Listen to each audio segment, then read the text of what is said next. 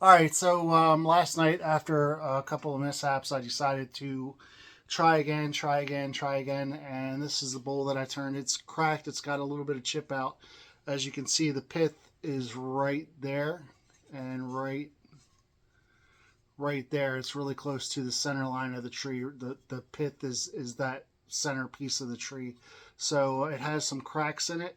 Um, so I think what I'm going to have to do is take some Starbond and put some Starbond in the cracks.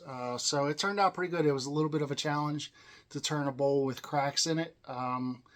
It's not the prettiest, but it does make for a unique bowl. So I do need to sand it and polish it. It does have some tool marks in it, so it's not completely finished. But yeah, you fall off the horse, you got to get back up on it again. So that is it.